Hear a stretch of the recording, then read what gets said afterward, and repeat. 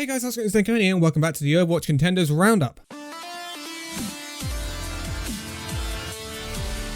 So we are back with some Contenders action, and now we get right into the thick of it with our Week 3 results from certain regions. Now, not all regions have come through yet, but we can go through some of them. So in this one, we will be taking a look at China, Australia, and the Pacific, who all have now completed their Week 3s. In fact, actually, I believe the Pacific or the Australian region is actually moving on to its Week 4 trials now, which is, it's kind of frustrating that the regions are not in sync in some respects. Some are a week ahead, some are a week behind, and very often it takes a span of 2 weeks to actually get through 1 week of fixtures. It's very frustrating. But let's kick it off with China, and as ever, China do things a little bit differently. So, because of the amount of teams, we have a little group stage and then we go into a knockout stage in China. So, the participants were as follows. It's Team CC, the one winner, First Fabulous Fighter, Flag Gaming, Light Gaming, Bilibili Gaming, Like This Player, Cosmos Veritas Gaming, Pokemon Max, Phantom Wizard, Sponsor Taking Gaming, and Ignition 1. We saw Pokemon Max, Phantom Wizard, Sponsor Taking Gaming, and Ignition 1 come up from Trials Week 3.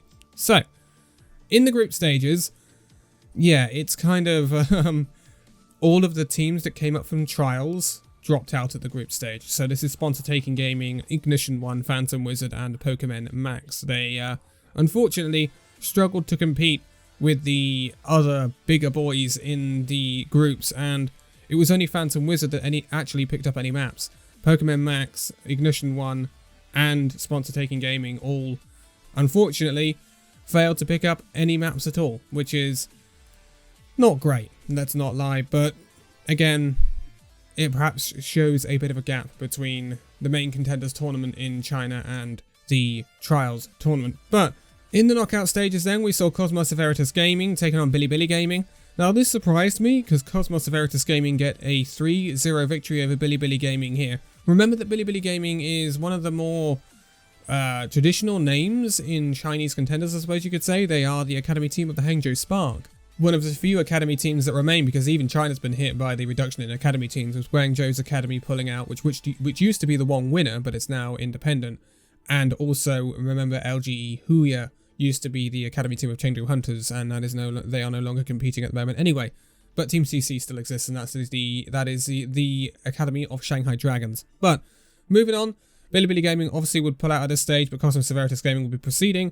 Like This Player would get a narrow 3-2 victory over Light Gaming. So it's very interesting to see how winners of groups go up against second place, Light Gaming or a second place team, Like This Player were a first place team.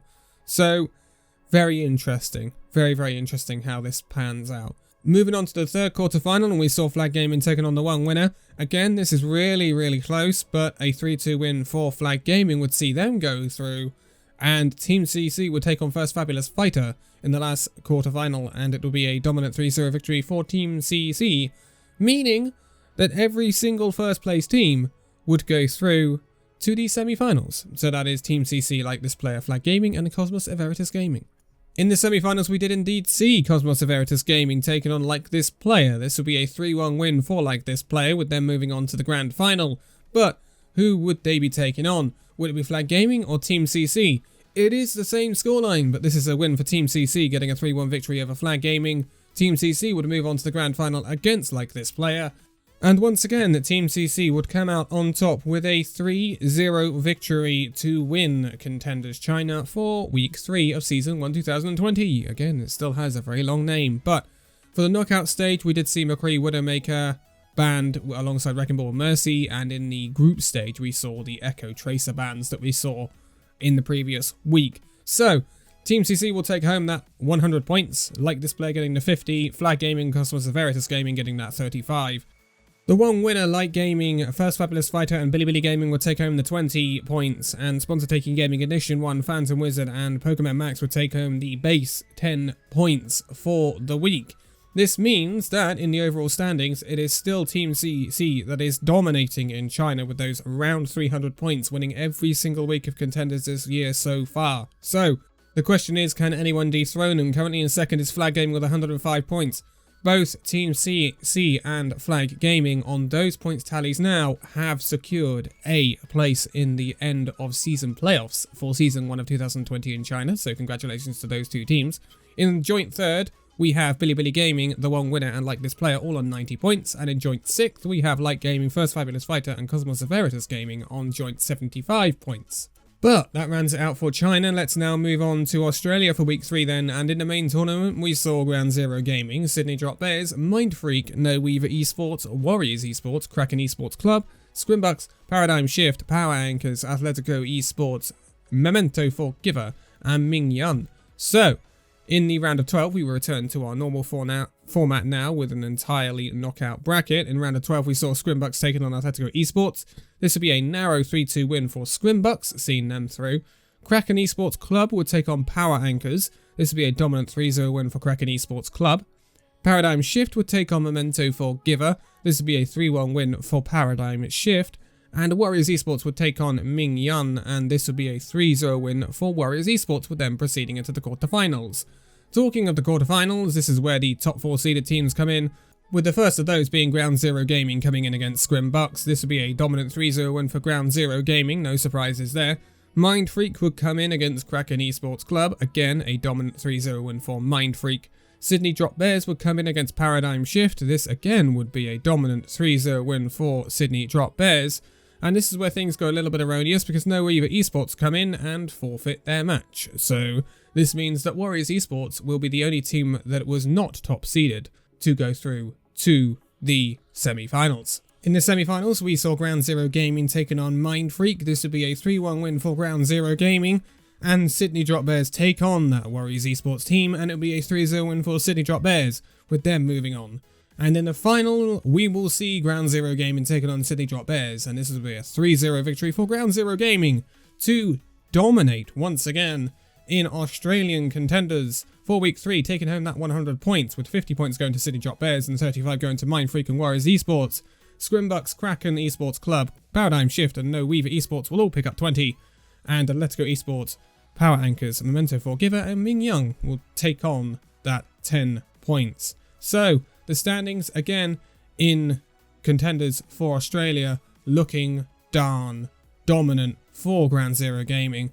On that round 300 points, once again, with that dominant win in the week. Sydney Drop Bears are currently second, Mindfreak are in third, and Warriors Esports are in fourth in Australia, who have kicked off their week 4 trials, and we will look forward to taking a look at that in the coming days, no doubt.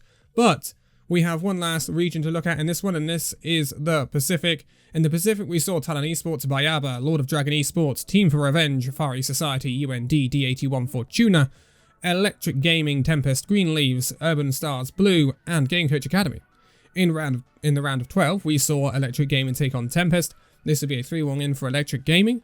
D81 Fortuna would take on Green Leaves, and this would be a narrow 3-2 win for D81 Fortuna.